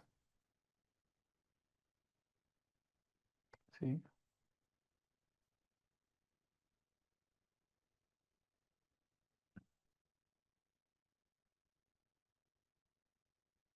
Ya,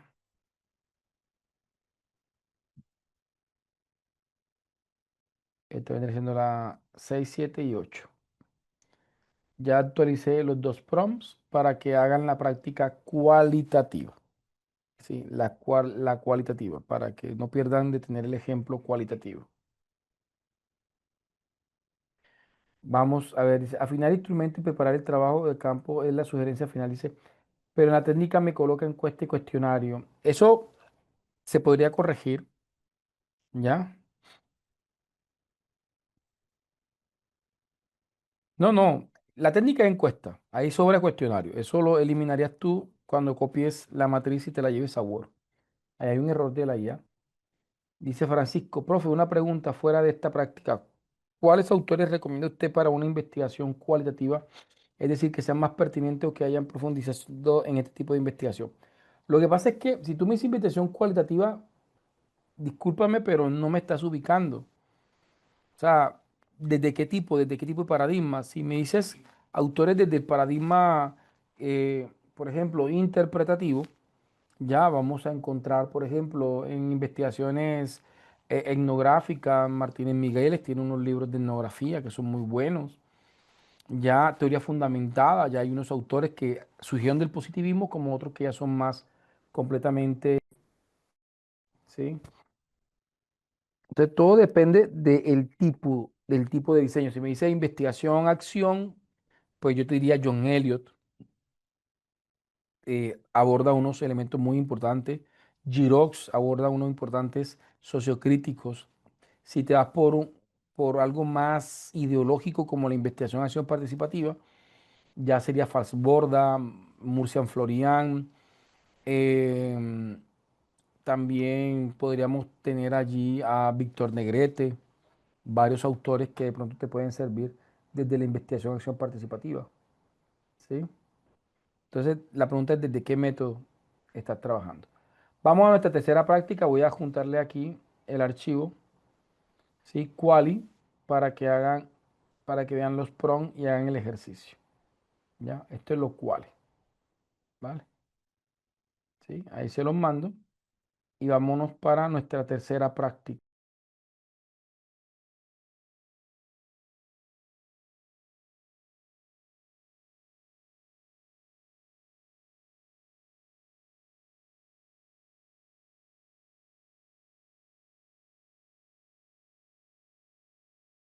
Ok, ¿cómo les fue? Vamos a ver. Dice, gracias, listo, profe. Realmente la ayuda es espectacular y refuerzo lo que usted dice. Hay que hacer curaduría todo el tiempo. Claro, completamente. Vale, acabamos de hacer, pues, y mando para los que de pronto acabaron de llegar. Estamos trabajando en el chat cualitativo. Hicimos el PRO número 7 y 8 respectivamente las fases del proceso investigativo y la matriz integradora del proceso investigativo. Ahora vamos a regalar un par de prompts para ya cerrar el día de hoy. Vamos, hicimos,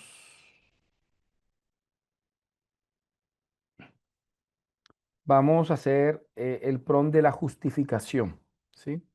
Así que voy a volver al chat cuantitativo, ¿sí? O podemos, da igual exactamente lo que vamos a hacer, ¿ya? Vamos a hacerlo, voy a hacerlo acá, justificación. Entonces, comenzamos de manera inicial. Este va a aplicar para ambos. Voy a intentar hacerlo de que no importa para cuál de los dos lo puedas hacer, tanto para el cuasi, tanto para el cuanti como para el cuasi. Les pueda servir. ¿Sí? Vamos a poner este prompt. Este es,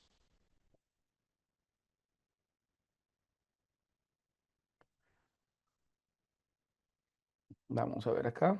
Vamos a correr. Entonces, el prompt de la justificación. ¿Ya? Entonces, ya hicimos la matriz integradora, vamos a justificar el proyecto. Entonces le decimos, considerando la tríada investigativa, en este caso cuantitativa, cuasi experimental, correlacional, la descripción del problema y la matriz integradora del proceso. Voy a hacerlo general para que me aplique para ambos. Considerando la tríada investigativa, voy a borrar esto, ya él sabe cuál es la tríada. La descripción del problema y la matriz integradora del proceso investigativo constituye una matriz con tres autores reconocidos en el ámbito de la investigación cuantitativa que defina y operacionaliza la justificación de una tesis, de una tesis. Eh, Quitemos después de doctoral o quitar doctoral. La matriz debe tener autor, fuente, definición de la justificación. Con este prompt, lo que vamos a hacer, simplemente voy a pegarle aquí en la cualitativa, no importa si lo pego en la cuanti o la quali, porque está hecha para ambas. Me va a generar autores, ¿ya? Autores, y me va a generar como una especie de varios autores que definen lo que es una justificación. Ahora, esto lo hacemos si la universidad no nos ha dado las dimensiones de una justificación. Pero hay universidades que dicen, vean, la justificación tiene que ser social, eh, disciplinar, metodológica, nos puede dar unas 4 o 5 dimensiones. Pero en este caso, por ejemplo, aquí me dice en de Sampieri y me dice que aquí tengo eh, impacto social, práctico, técnico y metodológico. ¿Sí? Eh, Me presenta otro autor que habla de la relevancia científica, relevancia social, aplicabilidad, aplicación práctica. Y tengo un tercer autor que habla de la significancia empírica, contribución del conocimiento, impacto aplicado al contexto. Ahora, con esta matriz yo puedo de alguna manera construir mi justificación. ¿Vale? ¿Cómo la vamos a construir? Vamos a buscar aquí el texto, ¿vale? ¿Vale? Entonces,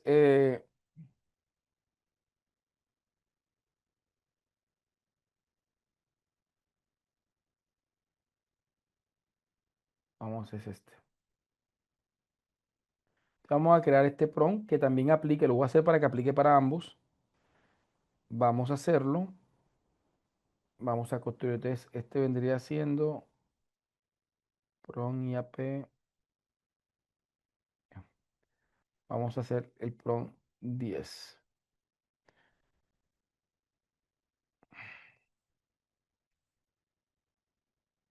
Prompt 10.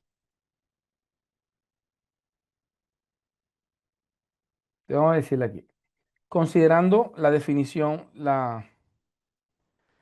considerando los autores eh, que definen la justificación, ustedes pueden seleccionar algunos simplemente, no todos, ¿sí? Considerando los autores que definen la justificación en la matriz anterior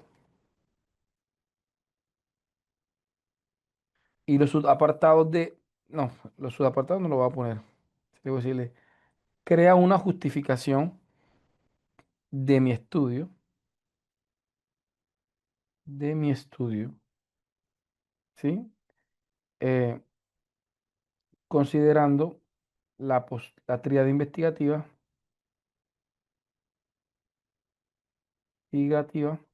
considerando la tríada investigativa, el objeto de estudio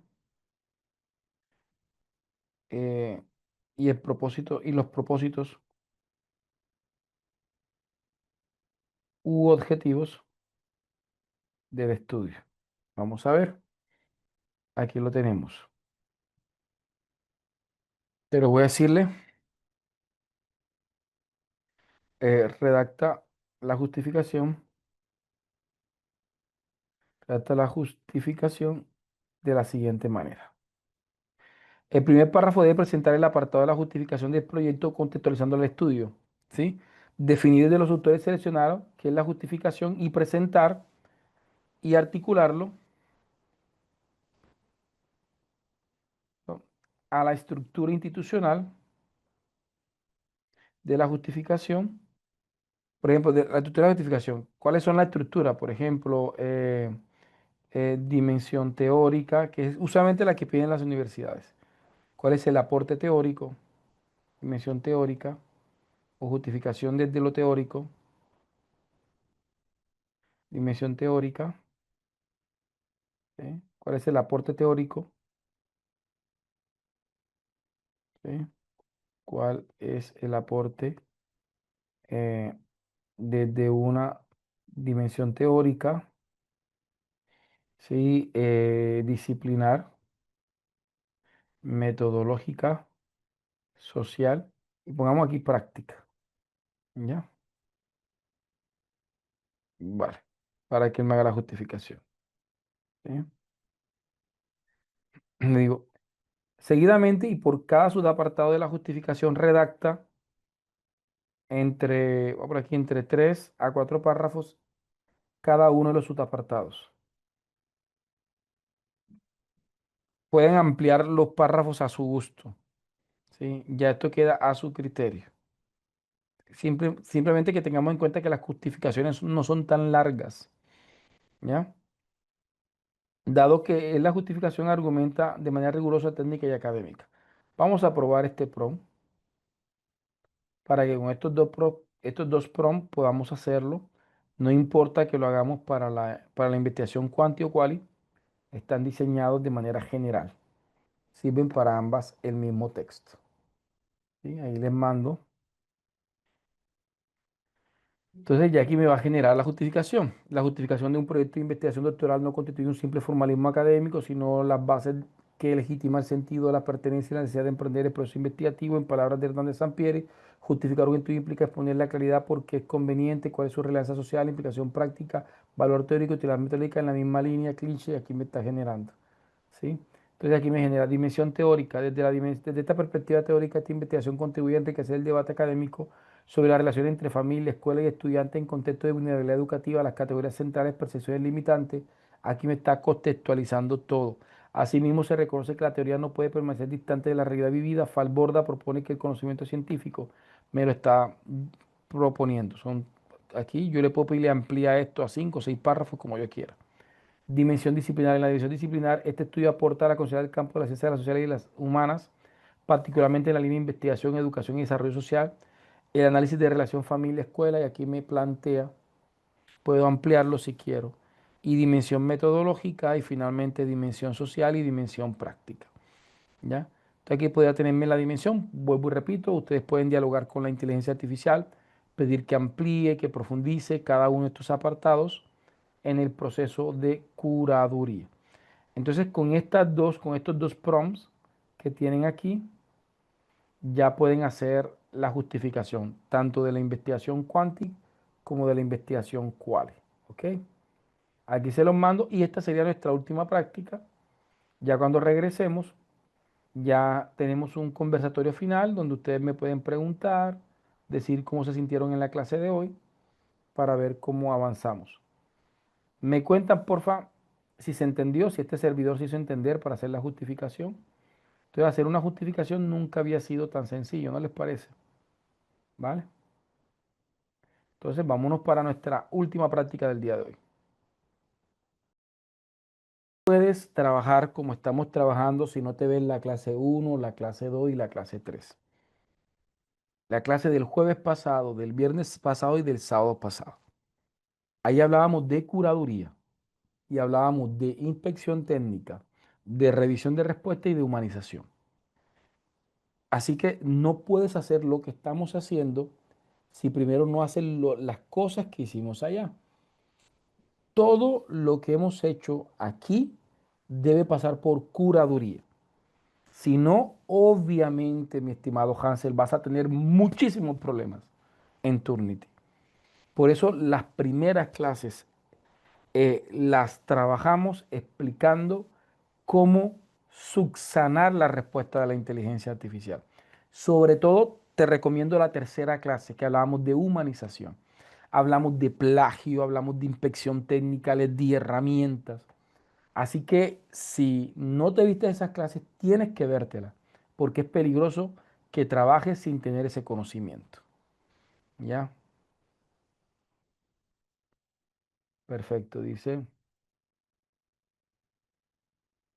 Y este es un mensaje para todos, no solamente para nuestro amigo Hansel, todos. Ojo pues con eso. Esto no es copiar y pegar en Word. Ya, y eso se explicó muy bien en las primeras clases. Dice Antonio, precisamente, profe, agradecida porque la dificultad que había sentido al hacer una justificación a puro pensamiento deductivo, así siento despejada y cambiar. Ah, excelente. Realmente creo que las cosas que se ha realizado en la justificación de ciertos trabajos la ha realizado sumamente superficial. Ahora estoy identificando una manera de lograr mayor profundidad. Me alegra mucho. Recuerden de que lo que nos entrega la inteligencia artificial es un prototipado semántico que nosotros vamos a enriquecer. Dice, realizar la curaduría y humanización es el verdadero reto desde el cúmulo de la información y conocimiento nuevo. Toca hacer una reprogramación mental. Aquí hablamos de humanización completamente. Si utilizo la justificación en el trabajo de investigación y cómo me la dio la IA, sería plagio y puede ser modificado con otra redacción. Vale. Y recuerden que humanizar no es parafrasear a la inteligencia artificial, no funciona. Vale.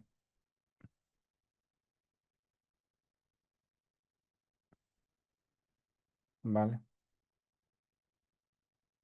ok. Perfecto, entonces ya vamos a cerrar. No sé si de pronto alguien, aquí tengo a Antonio. Hola Antonio, ¿cómo estás? Pregunta, inquietud. Precisamente, profe, buenas noches. Buenas noches a Buenas. todos los compañeros del grupo. Precisamente soy quien te acaba de escribir que tenía una manera como muy superficial siempre de elaborar la justificación Ah, del estudio, pero me he dado cuenta en realidad de la importancia que es, ¿cómo diríamos?, devanar de verdad en profundidad cada aspecto que debe ser incluido allí, porque la justificación es como decir, digamos, uno de los peldaños base de una investigación, obviamente. claro. Profe, pero quería era compartir algo, si se quiere, un poco aparte y con respecto a temas que ya hemos dejado atrás en este diplomado, pero compartir esa experiencia con mucha gente, sobre todo la persona que estaba preguntando por ahí hace rato. Cuando hablábamos de humanización de lo que nos entregaba la inteligencia artificial, yo quiero contar una experiencia que viví hace poco, bien importante, con la inteligencia DeepSeek, la China. Ujú, Esta inteligencia, yo comencé a plantearle que quería prepararme. Yo trabajo con cursos en el área de locución, curso universitario con un instituto de mi localidad que a su vez tiene convenio con una universidad nacional para que las personas puedan obtener el certificado de locutor. Pero esta gente me ha pedido la posibilidad de preparar un pensum para impartir un curso sobre el uso de la inteligencia artificial por parte de los abogados. Yo no soy abogado, no he estudiado derecho, pero me puse a indagar allí con Dixit y a sacarle. Y llegó un momento en que le cambié el tono y me fui un poco más hacia lo afectivo, profe. Le di mi nombre, le di mi país, incluso le di la ciudad donde vivo, una serie de detalles, mi preparación, todo eso, y hay que ver cuánto cambió esa inteligencia artificial en las respuestas con respecto a lo que yo quería lograr, al punto que llegó a decirme, facilítame un correo electrónico para hacerte de una vez las láminas de PowerPoint, diseñarte una campaña publicitaria aparte y enviártela por esa vía. Algo que no había visto nunca con esa inteligencia artificial, pero fue el hecho de tratarla de manera efectiva. Pero ¿cuál es mi sorpresa cuando anteayer precisamente veo una noticia sobre este hombre que se le dice el padrino de la inteligencia artificial, Hinton? ¿Usted sabe, profe, cuál es? No sé si el nombre se pronuncia Guthrie o es Geoffrey ujú. Vale. Hinton. Él es premio Nobel de Física del año pasado y lo consideran el padrino de la inteligencia artificial porque ese trabajo que le mereció el premio Nobel de Física es sobre el aprendizaje automático con redes neuronales artificiales, es decir, la inteligencia artificial, en pocas palabras. Entonces le hicieron una pregunta a este hombre acerca del el dominio de la inteligencia artificial sobre el hombre que se ha venido temiendo y se ha venido expresando. Y entonces él decía que en la medida en que nosotros la vayamos tratando de manera humana, precisamente, de esa manera evitamos que en el futuro la inteligencia artificial vaya creyéndose un total dominio sobre los seres humanos. Por eso me siento muy agradecido que nos Vale. enseñaste hace poco de cómo ir humanizando de una manera importante con la inteligencia artificial, profe. Hombre, muchas gracias, Antonio. Gracias por estar aquí conectado, por estar atento y por ser parte de este proceso. Vale, muchas gracias. Vale, vamos a escuchar para terminar y cerrar antes que se nos cierre la sala. A Paco, ¿qué más, Paco? Cuéntame, ¿cómo vamos hoy? Hola, Paco. Hola. Se nos fue Paco. Vale. Bien, entonces, si no hay más nada, mañana nos encontramos Dios mediante, 6 de la tarde. Dios me los guarde, me los proteja, que descansen y que pasen un resto de noche agradable. ¿Vale? Bendecidos.